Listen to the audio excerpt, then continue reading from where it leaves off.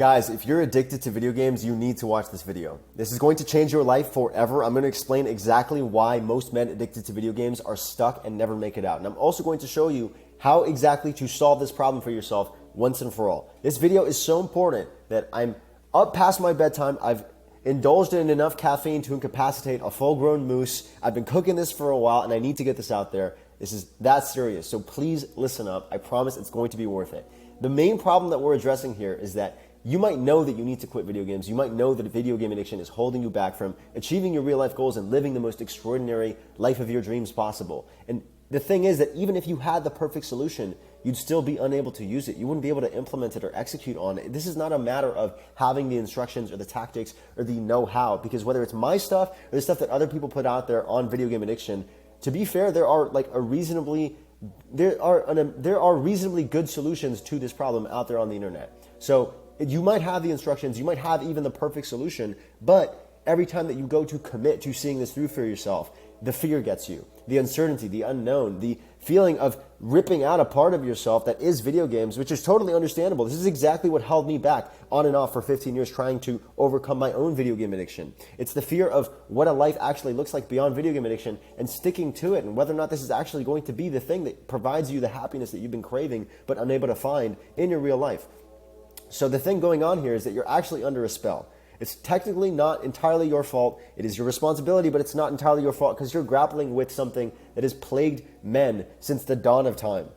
And I'm going to show you how to break that spell and finally free yourself and take back control of your life and set you up to achieve all the things that you dream of achieving using courage, which is the only solution here. Now, this video is going to play out like a quest in a video game. This is how I've structured it. And we get into a lot of stuff. I actually use Lord of the Rings as the perfect metaphor for illustrating all of this because that's what I use with the guys that I work with directly, one-on-one. It's going to be a lot of fun. But first, I'm going to read off the quest to you. So you're currently under a spell, not one cast by video games. This is bigger than video games, as you'll see, but rather a spell cast by dark, hidden forces acting treacherously from the shadows to bind you in an inescapable web, one that will forever doom you to a life of misery and regret, a life lost, a death worse than death. And right now, if you're watching this video, it probably means that they're winning. You are ensnared in an eternal war that has raged within every man since the dawn of time, a war between love and fear. Will you be another casualty, another statistic, or are you determined to break free from the spell and reclaim what is rightfully yours? So that's the quest. The objective of the quest is to summon the courage to break the spell of fear for good and finally prioritize and live from a place of love where you're going after the things that your heart is telling you to go for and you're living the life that you know you could be living instead of succumbing to fear and caving and being relegated to the same situation, just living out a slow death, counting down the clock as it ticks on your life, right? In exchange for completing this quest, the rewards that you will receive are, number one, freedom. You will no longer be a slave to fear. I love this album by Man of War. I don't know if you're into heavy metal, but they have a song called Courage that I highly recommend you listen to after this video. You'll receive the power that comes with unlocking that freedom, the power to actually steer the ship of your life in the direction of your choosing. And finally, you'll be able to claim your destiny, your birthright, the thing that you were put on this earth to do, this pre-written epic story of your own heroic journey that's waiting for you to cross the threshold and seize it.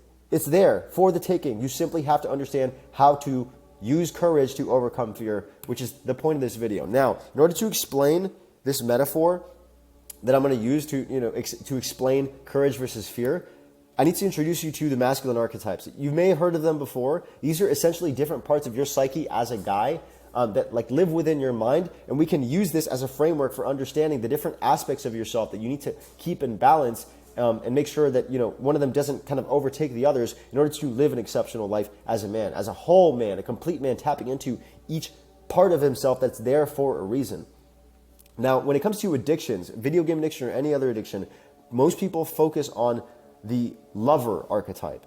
And the lover archetype is all about the sensuous pleasures of the world, the drinking wine, smoking cigars, eating out, having sex, traveling, the stuff that's easily get addicted to because it's all about pleasure, right? I'm not going to focus on that. I can make another video if you guys want me to on the lover archetype and striking a happy balance between the lover archetype. There's a lot of shit that runs deep here too, particularly regarding the inner child that is crying out for some kind of inconsolable, need that's not being met and trying to seek out the meeting of that need through addictions. But we're not going to get into that this video.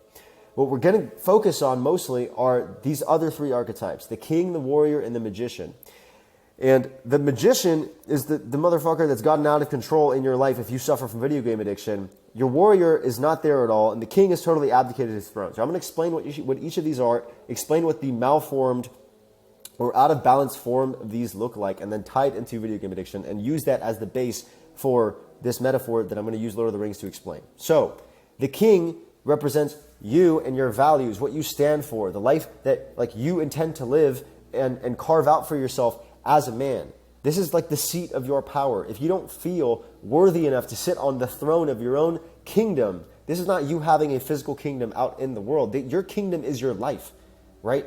And if you don't feel worthy enough to wear that crown, or you've completely abdicated the throne, or even worse, if you're being puppeted by some other force that's not allowing you to exercise your full kingship, then your life isn't going to go anywhere. This is about you feeling worthy and capable enough to steer the ship of your life in the direction of your choosing and actually go for the things that you want. Now, a king without a warrior doesn't have a kingdom, because a king without a warrior is just a dude claiming to have power, but without that warrior defending the borders of the kingdom, defending your values, and preventing them from being encroached upon at the whim and mercy of whoever decides to, then the kingdom will be in shambles. You'll have barbarians plundering, left and right, and you don't have a kingdom. So we need to tap into this warrior, which is something that, if a lot of dudes who are addicted to video games have not tapped into their king, because they don't have a set of values that they live by. They don't feel comfortable and confident and capable and worthy enough to say, this is my life, I'm going to stand for it, I'm going to make it a reality, right? And they only feel capable and worthy enough to exercise that kind of autonomy and agency over their lives in video games. Well, then they also definitely don't tap into their warrior. Funny example of this is how a lot of dudes who are the most reserved and unassuming guys in real life, who don't really exercise any sort of assertiveness in real life, are some of the most toxic guys who play video games. Or you might, catch yourself expressing yourself in video games in a very powerful, authentic, brazen, brash, unapologetic way that you don't seem to be able to bring out of yourself in real life. This is why. It's because you haven't tapped into your warrior. I see a lot of overlap between people-pleasing tendencies, which I was certainly a victim of, right, and video game addiction. And it's not a judgment, it's simply an observation, because we need to properly diagnose this problem if we're going to get to the bottom of it and solve it once and for all. By people-pleasing, I simply mean you put others before yourself, and you don't feel comfortable asserting yourself. You might not even have a healthy relationship with anger, because anger, while it is a corrosive emotion that you don't necessarily want to wallow in and allow to consume you, it still has a purpose, as all emotions do, even fear, which we will address, right? So if you don't feel a super red flag, easy way to know if you don't have a healthy relationship with your warrior and healthy anger is if you don't really get angry, but you get passive aggressive and you get resentful, because that's essentially collapsed or suppressed anger. And we need the warrior to defend your values and actually be the action taking, assertive. What's the word I'm looking for here? It's the go getting aspect of you in life that says, okay, I'm going to make this happen. So let's talk about the magician, because this is really the dude who's just had his way. The magician is not a moral aspect of your psyche. It's the problem-solving aspect of your psyche that's connected to the larger universal pool of answers that's out there, that when you ask a question, your subconscious mind kind of pulls it from the ether and starts looking for answers to that problem or that question in your environment. The thing is, this magician, as powerful as he is for identifying problems and solving them, needs to live in subordination and service to the king. Because without that, he's just going to wreak havoc. He's just going to think for the sake of thinking. He's going to be a wizard in his lab, puppeting the king and doing whatever the heck he wants. And this is the perfect metaphor for a mind, a thinking mind that has just completely run its own course, right? The mind is a great tool. It's a terrible master. And that's exactly what the magician in this unbalanced form, is the detached manipulator, looks like. And this is what's happening with dudes stuck in video game addiction who, get absolutely consumed and halted by and frozen by the fear that they're met with when they go to actually do something about this problem and solve it once and for all. So what we need to do is, number one, we need to put the magician back in his place and say, yo, you listen to me. I'm the king. I'm going to put the crown on my head and rest it comfortably there and finally like stand up for myself and the life that I want to be living. And I'm going to own that, and I'm going to feel worthy and capable of it. And then put the magician back in his place and really bring this warrior out, right? Not just allow the warrior to be an innocent bystander or a coward and kind of just watch his life unfold and watch life happen to him, but actually stand by the king and make the king's vision for the kingdom a reality. And then we can loop back in the magician on an as-needed basis, on our terms, not on his terms, right? Because this survival mechanism, there's actually like a subset of the magician archetype called the safety officer that a lot of people allow to, run their lives, as a remnant of a childhood survival paradigm that is still like running the show, right? When you were a kid, your priority was being safe, and you put together this survival paradigm to make sure that you were safe at all times. The thing is that in adulthood, that's no longer serving you.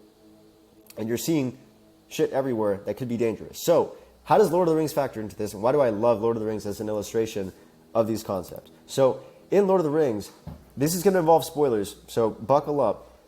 There's a king of the kingdom of Rohan called Theoden, right? And Theoden is under the spell of this corrupted wizard, Saruman. This is Saruman's henchman, Grima Wormtongue, who whispers in Theoden's ear and kind of exercises this guy's, will in the kingdom of Rohan while he's not there, while he's in his mage tower in Isengard. So Theoden clearly has lost the plot, as they say in the UK. Like, this dude is not on his kingly stand. He's not standing on business. You know what I mean? And this, corrupted wizard, Saruman, and his influence over Theoden represents the influence of the fear-based mind and fear-based thinking over you, and how it's caused you to abdicate the throne of your life and stop steering the ship and prevented you from actually running your kingdom.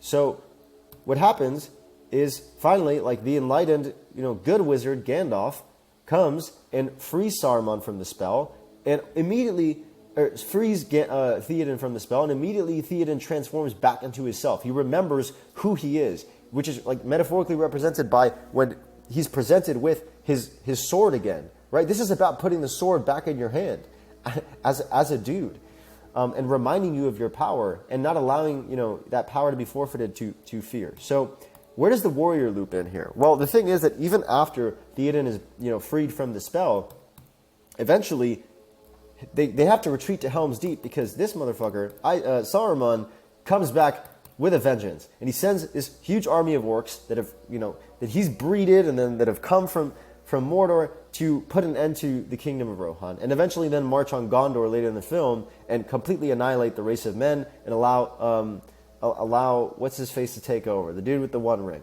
I'll remember it eventually, Sauron. So the thing is that at this stage in the movie, under Saruman's influence, the warrior class, the Rohirrim and Rohan, were completely exiled from the kingdom. They weren't there to actually show up for the king.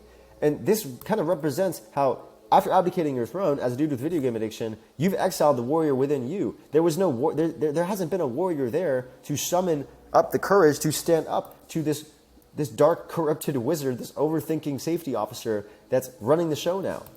And so what happens is Helm's Deep is absolutely fucked. Like, these guys are going under. They do one final charge, but the orcs are they've blown a hole in the wall, and it looks like they're going to lose, right? Until Gandalf pulls up with the squad. He finds the Rohirrim on the plains of Rohan and brings them back, and they save the day, which represents you summoning your inner warrior once again and reconnecting to it, and using it to summon the courage that you need to break free from the grip of fear. All right, so let's talk about fear itself. Let's kind of dissect this as an emotion. So we got to understand that your mind's priority is survival. It doesn't care about you thriving. It just cares about keeping you safe, okay? So, this is lizard brain, caveman type shit. Your mind just cares about keeping you safe, and as long as you're safe and you're provided for, it really doesn't, cause you to strive for much more beyond that. If you have access to food, you can reproduce, and you're safe, that's all your lizard brain cares about, your survival fear-based mind, okay? And the mind is a problem-solving, that's its role, is to look for problems in your environment and solve them, which is also important to note, because if you're not giving yourself meaningful challenge in your real life, You're going to look for problems where there are none and find them just so you can solve them, which is also arguably part of the reason why men in particular are drawn to video games in the first place. Because if you don't have enough meaningful challenge in your real life, if you don't have a big, compelling, larger-than-life mission giving you like meaningful problems to tackle, then you're going to look for it somewhere. If you don't have a hero's journey to go on, you might vicariously live it out or simulate it or role play it in a video game. There's a Nietzsche quote, something like a warlike man without a war turns inward on himself. And that's exactly what happens. But the thing about this to understand is that you literally cannot see the solution from this fear-based place of mind, because that's like inherently coloring the perspective of your worldview. Albert Einstein says that no problem can be solved from the same level of consciousness that created it. So if you're seeing things from a point of fear, you will only, and you're asking questions from a point of fear, like what if this doesn't work out? What happens after this? Like all of that stuff, the only answers that you're going to get, unless you transcend the level of fear and start looking for answers and giving yourself answers from a place of courage, the only answers you're going to get are going to be fear-based answers. And so this is the trap that dudes fall into when they're trying to break video game addiction, is that they just think about it. They ruminate. They stay here and think and try to calculate and plan and just think their way through it. But it's not a rational thing. This is normal. It's normal that you can't see the solution. It's normal that you don't know exactly what the heck's going to happen after this and that you're freaked out. That is absolutely, positively normal. But the key here is that we got to transcend that. Okay, we got to face that fear. And one of my favorite quotes of all time is by Joseph Campbell. He says, "The cave that you fear to enter holds the treasure you seek." The thing about this that's nefarious is that this fear doesn't ever actually go away, regardless of what level of life that you're at. You know, if you start a business, you get to a certain revenue level, well, you're going to incur some kind of fear, experience some kind of fear when you try to go for the next one and the next one and the next one. This is just a natural byproduct of pushing your comfort zone as a dude. And so the problem here becomes that people tend to pathologize this type of stuff, or they experience a sensation like this fear, and think that something is wrong with them. But it's just par for the course. And as we'll see, as soon as you face that fear, the illusion of it immediately evaporates, okay? The way that you get through fear is by facing it with courage, which I will further explain. But as soon as you face the fear, as soon as you walk through it, it's revealed to you that the fear was an illusion. It was bullshit all along, and it was never actually that big of a deal. And the way that this inevitably happens to a lot of people is because life has a funny way of forcing you to face your fears. It brings some of your worst fears to life. I've gone through this recently where a lot of stuff in my life just popped off at the same time, and a lot of my worst fears all came true. But the funny thing about this is you can go one of two ways from here. You're at a crossroads when this eventually happens, right? You can let it break you, which is what happens to a lot of guys, where they never recover, all their fears come true, and it's just fucking game over, and they resign themselves to being a shell of who they once were, and they never come back. Or you can wake up the next day and be like, wait a second, all the things that I feared the most came true, and you know what? I'm still standing. I'm still here. Wait, this is amazing. I'm still alive, and as long as I woke up, I still got a brain, in between my shoulders. I still got a capable, functional body. I could do something about this. Everything could be taken away from me. I could still rebuild it back because I got me, and that's all you need. And I literally saw this play out this exact week. It's Wednesday. It might be Thursday morning by now based on what I'm recording. But Sunday morning, I brought someone new into my coaching program. And not 10 minutes before he sent me this text message, he was super scared. Scared of actually having to leave gaming behind and commit to transforming his life in this kind of way. 10 minutes later, he texted me this: "I'm excited to work with you. Thanks for helping me go all in." And not 24 hours after that, he texted me this: "You're helping me shift how I see and react to life. That I don't have to keep responding and reacting in the ways I have in the past. And there's a way where I can be the main character rather than just reacting reflexively to life." This is what it looks like and feels like to finally show up for yourself, potentially for the first time ever, and face your fears and realize that they were bullshit all along. And we literally just went through this too, because he's finishing his PhD in psychology right now, which is going to be an amazing testimonial. I can't wait to post an interview with him a few months from now. But a huge thing that was holding him back was this fear of what if my dissertation isn't good enough? What if, because he has to submit it by Friday. And initially, before we started working together, he didn't think he was going to get it in time, and he was just absolutely paralyzed by fear, procrastinating, escaping, etc. And we basically pushed him in these last 2 days to just get it done and face the fears and explain to him that it wasn't actually that big of a deal. And he submitted what he thought was going to bomb, and he got a bunch of emails back from the chair of his dissertation committee saying that it was amazing. And now he's holy crap, wait, I've really just been imprisoned and shackled by this like construct in my mind that was bullshit all along. So that's what it looks like to face your fears. The thing that you have to understand about courage is an attitude of I can do it. I don't care what it is. I don't care what life throws my way. I can figure it out. I can handle it. And it is not rational. That's what gets people, is that they approach this rationally. I'm literally telling you to turn off your brain, because that's how courage works. It's by definition a leap of faith. You act despite the fear. You don't wait for the fear to go away, because the fear is not going to go away. You act in spite of it, and you walk towards it, and you pop it like a bubble. And even if you don't know exactly how you're going to do something, how you're going to get through it, you don't need to know the how, because as long as you have faith and psyop yourself into knowing that you will figure out the how, then that's all that matters. And this is precisely what it took me years and years of looping through over and over and over again to finally figure out and like rip the Band-Aid off and pull the trigger on. And then eventually I was like, wait a second. It was never that bad. Because this is the cycle that you risk staying in and falling into. This is taken from another video that I made that I'm going to link to at the end of this one, called How You Get Addicted to Video Games and How to Break It for Good. But this is essentially the vicious cycle that dudes fall into when it comes to video game addiction. You escape into video games for one reason or another, which I address in that video. And then as you're escaping into video games and putting your life on hold, you're not, in the driver's seat, right? This mountain of shit builds. These skeletons in your closet start amassing. You start accruing this damage in your real life until finally one day you're like, whether it's of your own volition or because you're forced to, because shit finally hits the fan, you're like, okay, enough's enough. I'm going to finally figure out this problem. But then you come out of the video game addiction and finally have to face that mountain of shit. All the problems you're running away from, they're still there, and they might have even gotten worse, right? And now you're overcome with guilt, with shame, with regret. You have to face the, irreversible real-life damage that you may have caused in your relationships, in your career, the missed opportunities. Maybe you even lost a job. I've spoken to so many guys who are just coming out of a divorce, or like they broke a relationship over their video game addiction, or they've like just delayed their careers by a severe length, all kinds of stuff like that. And now it's all of this stuff combined with the fear that has only like grown, because now you're afraid of, what if this is it for me? What if I can't come back from this? I literally had a guy comment on a TikTok recently who was like, I'm 30 or 35, and I didn't know how to start my life. Like, I'm off to a bad start. It's already ruined. Like, there's no hope for me. Like, what's the point in trying? Like, I can't recover this. Like, this is what that looks like. That despair. Like, when you finally succumb to the fear once and for all and like throw the towel in on your life. And I'm here to tell you that you don't need to. So this is the cycle that you risk falling into. Now, understanding courage a bit further, again, this is also super important to understand. It is normal to still feel infatuated with gaming when you go to quit, because that's like, it's been a huge part of your life up until now. You've probably been playing for a long time. You have all these positive emotional associations with it. It's a place where you understandably have some of your most cherished, precious memories. And your brain will try to rationalize you continuing to keep a place for gaming in your life. Oh, like, I can make this work. I can still like revolve my life around this. I'm getting flashbacks to the thought process that I like would fall into, and the way that I felt when I was going through this myself once upon a time, where like I was completely delusional and convinced that I could still game somehow.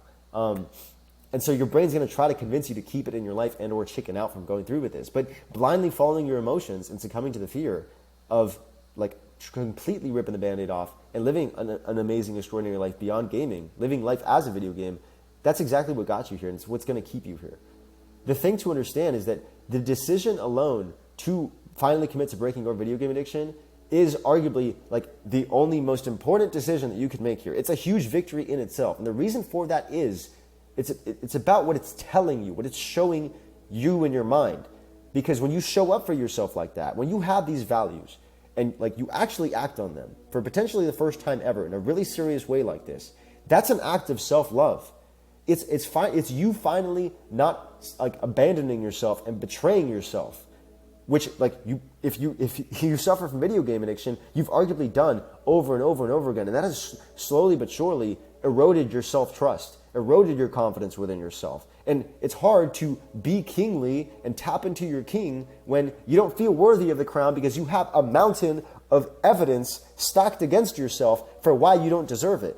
And this is the first step that you have to take in order to break that cycle and finally start showing yourself, yo, like I actually put my money where my mouth is. Like I actually show up for myself. How can you expect the rest of the world to support you if you can't even do that for yourself?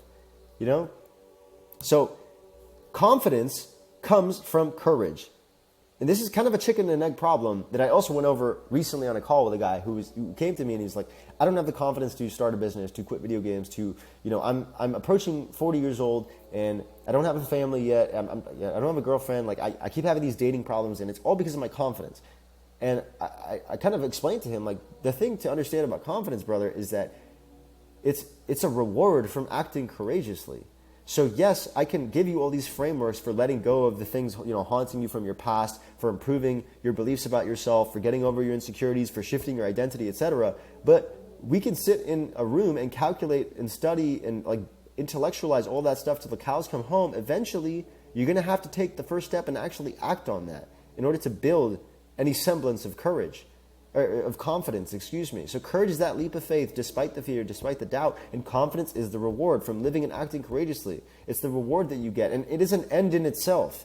This is the true reward of like committing to solving your video game addiction. It actually has nothing to do with the video games, and it's something that's important beyond the video game addictions. This is the video game addiction. This is bigger than video games because this is priceless.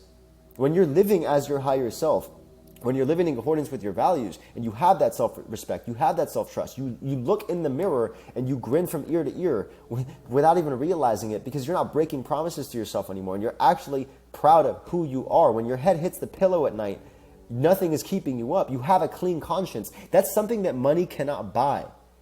It doesn't matter if you win the lottery tomorrow, if you still have to, like, you can't run away from yourself and how you're actually living and who you actually are. And people smell this. People pick up on this. This is why, like, you could be a rich crypto bro and still be a dork. You could win the lottery and eventually you're like, the funny thing is a lot of lottery winners eventually go broke because they haven't changed fundamentally. It just fell into their lap and eventually their reality regresses to reflect who they still are. Because your life is just a reflection of who you are. So if you keep acting like your old self, you'll stay stuck with your old life on a practical, worldly level, right? But then also, the only way that you can truly feel confident in your own skin is by acting the part, right? If you want to feel like a badass, you have to act like a badass. If you want to feel like a courageous, unapologetic, don't give a fuck, unfuckwithable dude who can grab life by the nuts and make his will a reality, then you have to act that way.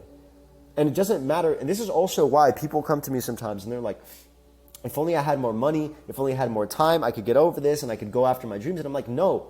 You don't understand. Number one, like, you have to act before then to build the confidence to make that stuff a reality. But number two, you're missing the point. This is not about the outcome. And this is also why the whole fear surrounding, what if I quit video games and I start that business or I go after my dreams and what if they don't actually come true? What if, like, I don't achieve the things that I set out to achieve when I do this and then it'll all be for nothing? Well, that's missing the whole point because this is an end in itself. You acting that way, living that way is the reward. Because that's the one thing that no one can take away from you is like the peace and the confidence that you have with yourself because you know that you're actually living as that motherfucking guy.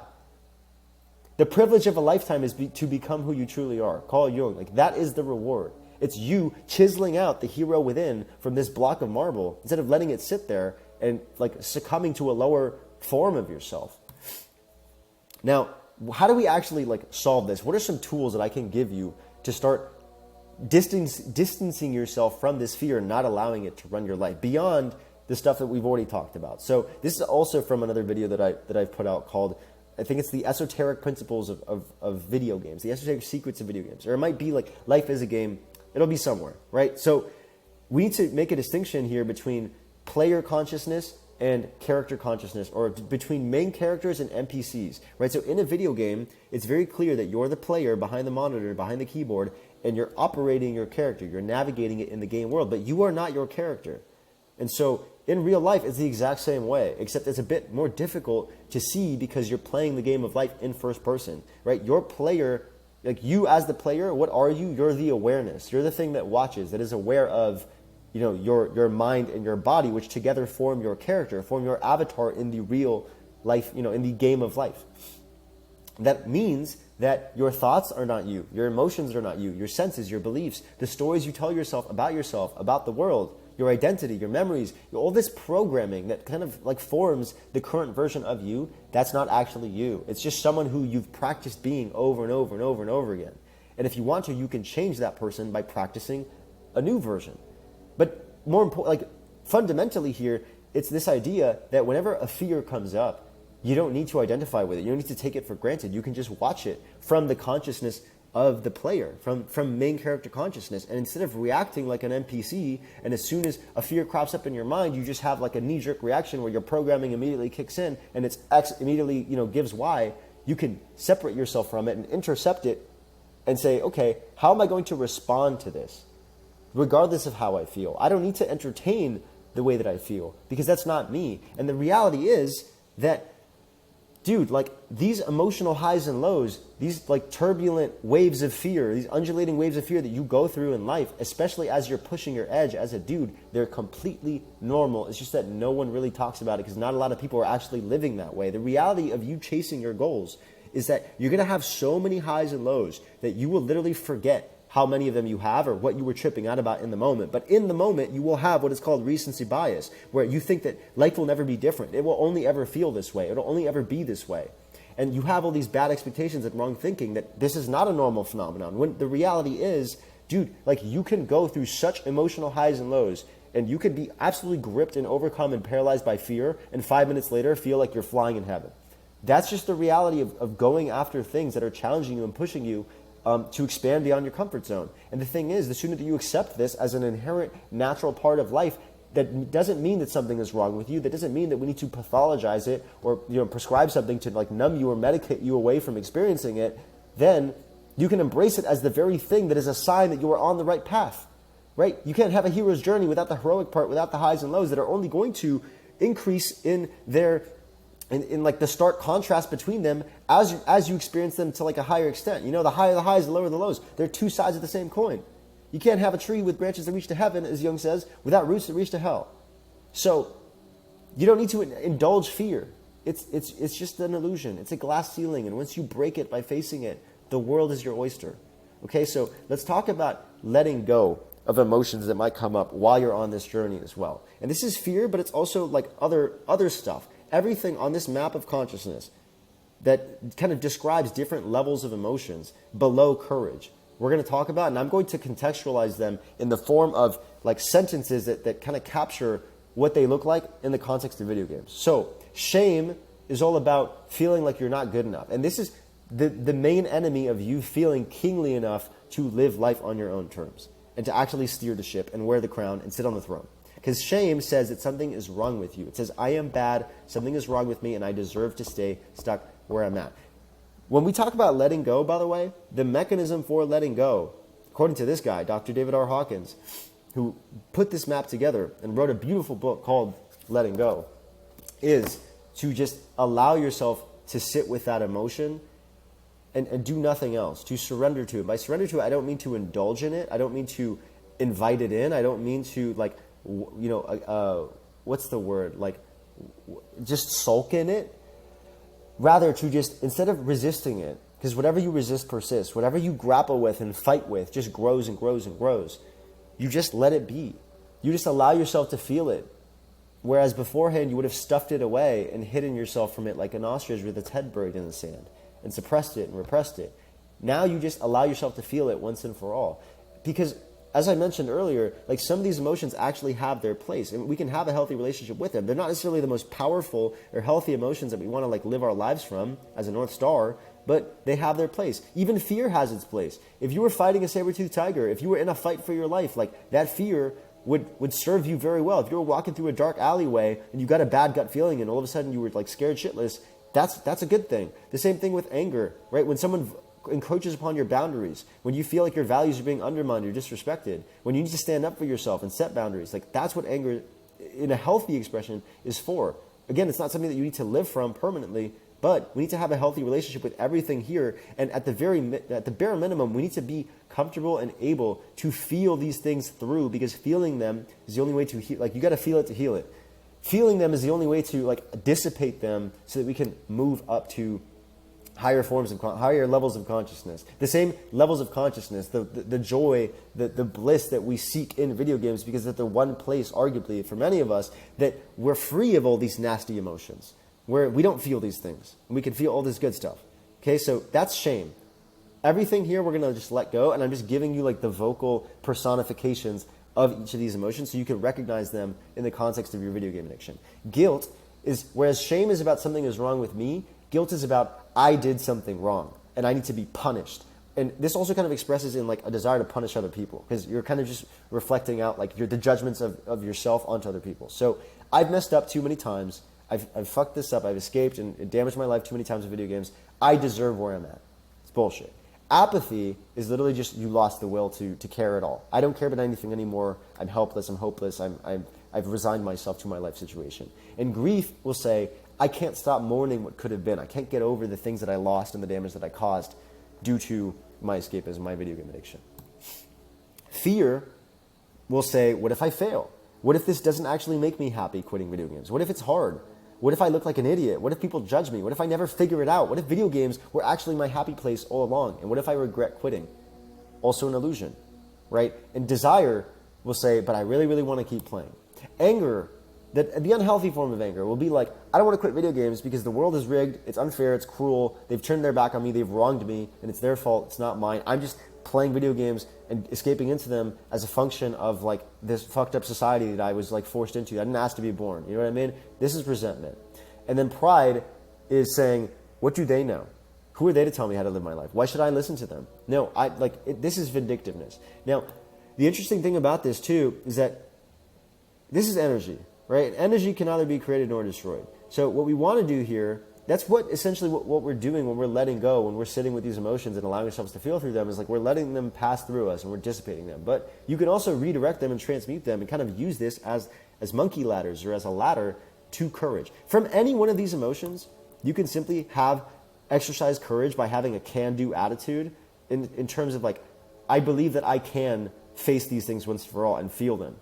Like that is a courageous act that'll bring you right up to courage. But alternatively, especially if you're down here, you can use some of these middle ones to get to courage more quickly. So for example, like if you're stuck in grief or apathy or guilt or shame, well then tap into fear. Get afraid of what your life might look like and how much worse it might get if you do nothing about this problem. And then from fear, maybe cultivate a desire for all the things that await you on the other end of quitting your video game, of quitting video games. Maybe get angry about your situation. There's a lot of energy in anger. A lot of energy. Much more than desire and fear. Get angry about your situation. Get angry about the fact that like you've been scorned perhaps and that life has turned its back on you if that's your narrative, right? Maybe get prideful. Get arrogant about yourself and what you think you deserve that you're not getting.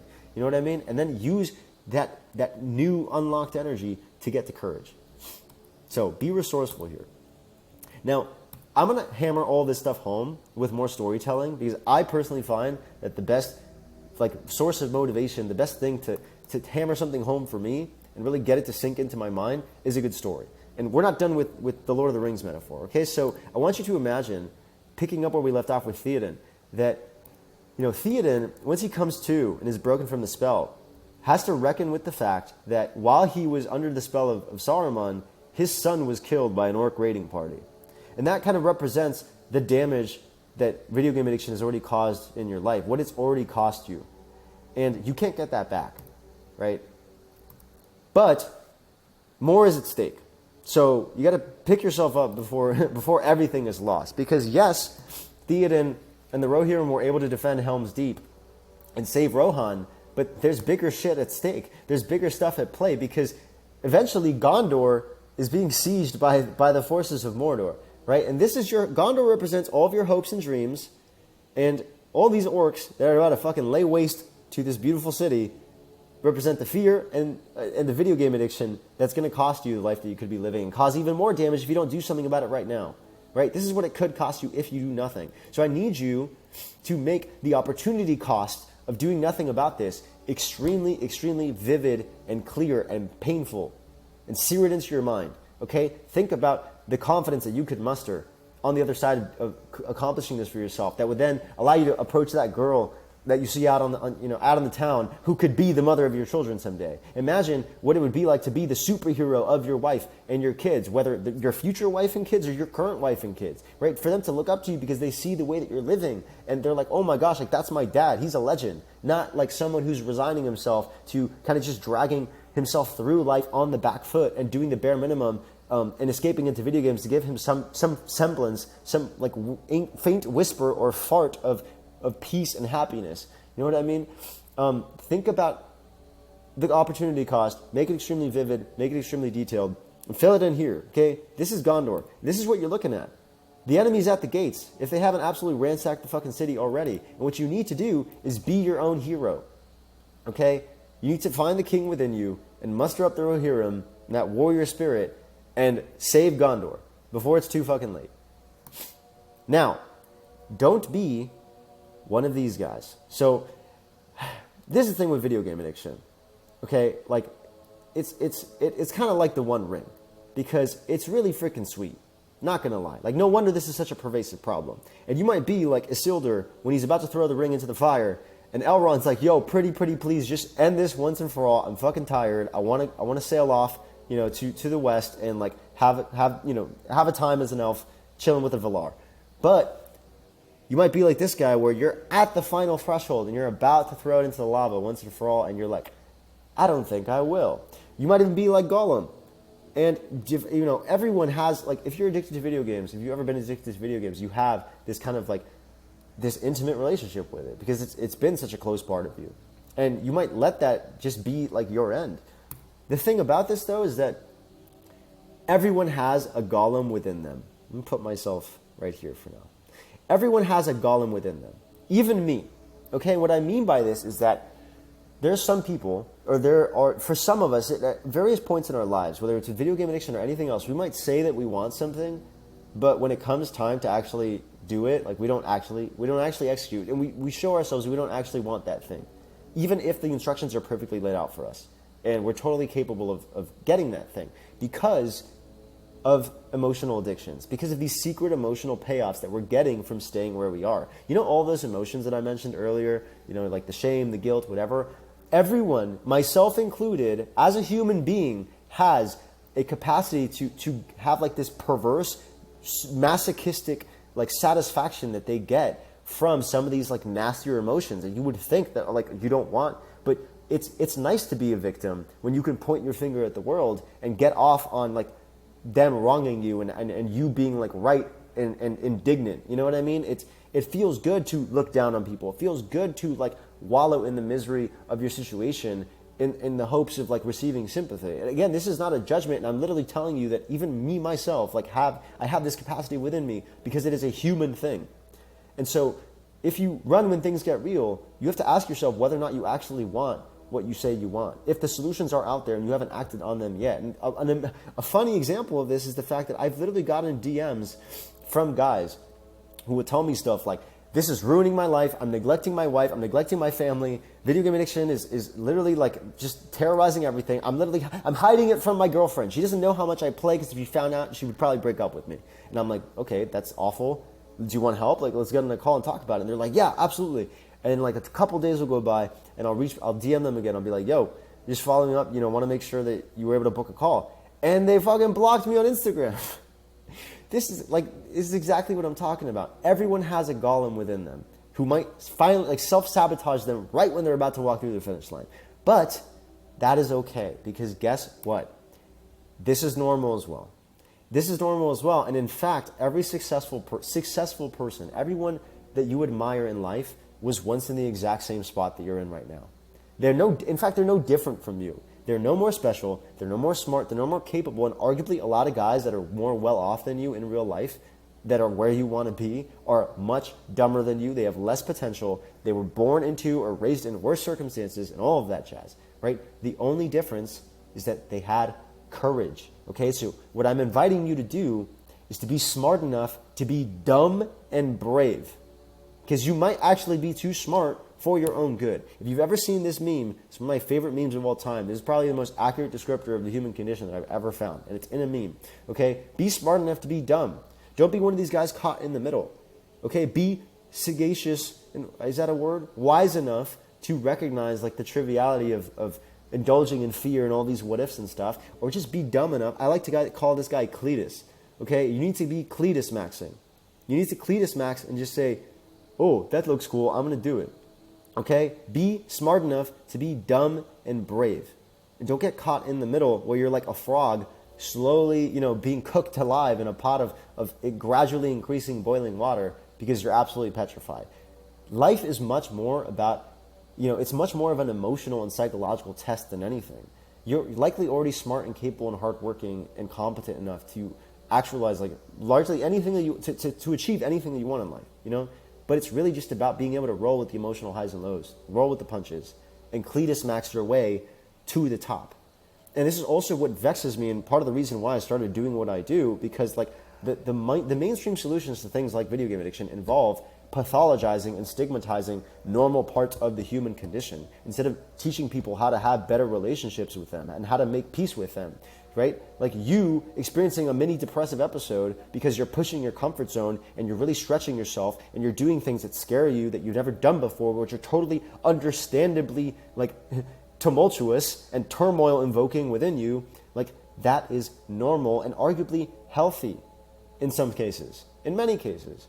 So like, we don't need to look at these things and stigmatize them and be in this incessant mode of trying to solve and fix things that are literally a feature, not a bug. Maybe you're pissed off and depressed about your situation because that's exactly the wake-up call that you need from within that's going to get you off of your ass and like do something about it, right? Maybe you're pissed off. Like this is all part of the human like technology kit. You're in an amazing, like you're in the best piece of technology in the world. Like this is your game avatar, man. And we need to lean into these things instead of running away from them. We need to Cletus max more. So, I think that the Argonath in Lord of the Rings is a beautiful illustration of how like there are all these heroes that I'm talking about. These larger than life men that have come before you, whose ranks like you can join someday, right? If you simply take the plunge. Like, these are the men of old. These are your ancestors. These are like the thousands of motherfuckers that fought saber-toothed tigers and went through wars and famines and all kinds of shit just so you could be here. Just so you could pass the torch on. And this is another reason why men, I feel, play video games nowadays, is because we've lost touch with this sense of masculine idealism and masculine like aspirationalism. We don't have campfire stories anymore talking about Hercules, right? Who do we look up to nowadays? Master Chief. Kratos. Why? Because we've lost touch with masculine myths of like excellence and virtue that inspire us and remind us who the fuck we are. We don't do rites of passage anymore. We don't initiate young men anymore. We don't talk about this stuff. Okay? So tap back into this and like ancestral like memory within you and realize that like this is your birthright and it's waiting for you. You just have to fucking claim it. Heed the call of the hero's journey. Don't get stuck here at the fucking baby stage of crossing the threshold, which you may have been kind of pussyfooting around your entire life. And I say that in the most loving way possible. I'm not exactly, a role model of extreme, like, perfect excellence myself, Like, what do you think led me to start this and make it my mission? Is because I had to solve this problem for myself after eating so much shit and hitting every branch of the tree on the way down and suffering a lot, and I'm just passing it along. So I've been there. But this is essentially like staying in the starting zone of a video game. And I immediately think of, I used to play World of Warcraft as my main game. And the first two zones of the human race in World of Warcraft were Elwyn Forest and Westfall. And there would be this type of player who would, literally all they did was they'd create a new character, maybe like a human warrior, right? And they'd quest through Elwyn, they'd quest through Westfall, and they'd get to the first dungeon, which is Dead Mines, or VC, right? Van Cleef, the final boss. And they'd clear it or they'd farm it and they'd get all like the cool trinkets and stuff, the best in slot gear for like level 19. And then they'd fucking get bored and log off for 5 months and then like come back and they'd do it all over again with a fresh character. And they'd literally just live out their entire lives in Elwyn Forest and Westfall and not even see an ounce of the game. Imagine the whole game map with the fog of war on it right now. That's your life. And if we take the World of Warcraft example further, the game technically doesn't even start until level 60. Even when you hit max level, like, you still got tens of thousands of hours ahead of you of gameplay, of things to experience, of quests to undertake. So, like, apply that same perspective to your real life. Don't spend your life in the starting zone, and don't be playing to not lose. Because at the end of it, what are you going to do on your deathbed? What are you going to do instead? Play to win. You have nothing to lose because you're going to lose it all anyway, eventually. And that's not a nihilistic thing to say. It's the most liberating, empowering, freeing thing ever. The stakes are not as high as you think they are. They are in the sense that, like, this is your one shot at life, And you not acting on it and embracing and appreciating it could cost you everything, could cost you the most beautiful, God-given, miraculous experience possible that is your life. You know what I mean? But the thing that you have to lose really doesn't exist. What do you have to lose right now? As you go the way of life, you will see a great chasm. Jump. It is not as wide as you think. Okay, this is Old Man in Sorrow by Vincent van Gogh, which is kind of a perfect reflection of the thought experiment that I did when I decided to quit gaming. I kind of woke up before my 25th birthday, and I'd been collecting a fat check working remotely from home, but all I'd been doing in between calls was World of Warcraft. And I was a bit, more well off. I had all these things in my real life that were supposed to make me happy, but I was still escaping into video games, relationships, work, like it didn't fucking matter. And I was just like, dude, even if I land at 30 and I'm well off and I'm successful by like modern standards, I'll still be the same person. Like I don't want to end up on my deathbed like this guy and be like, I totally pissed away and squandered my life. I want to live that hero's journey that I'm seeking in my favorite video games. I want to live my life like a work of art, because that's essentially what it is, man. This is the greatest game on earth. And it's never ending. When you learn to treat your life like a song that you're singing, like a dance that you're dancing, like a story that you're writing, and you understand that there are literally more things that you could possibly do, more art that you can create, more ways that you can express yourself than are possible within one lifetime. And as soon as you finish one, there's a new chapter is waiting for you to write. Like that's not a chore. That's not something that you have to do, something that you get to do. And so like your life becomes this ever unfolding, constant work of art that you're living out and adding new chapters to till the last breath that you draw on this planet. Like that's the most beautiful, uplifting perspective possible, and it really puts things into perspective here. So put aside the ranger and become who you were born to be. I know I went with Theod in this video, and we're looping back to Aragorn, but this really is about you seizing your birthright. It belongs to you. It's what you were put on this planet to do. It's all you got to do is step into it and own it, and not let fear get the best of you, and put love higher. Love always conquers fear. Fear is a bullshit myth, not the good kind. So, 2 videos for you. If you need help overcoming video game addiction, watch that one. Full explanation of the main character man system, which I made to solve this problem for myself because nothing else worked. If you want to understand how you get addicted to video games in the first place and how to finally break it for good, watch this video. Other than that, thank you for watching. I love you. Peace out.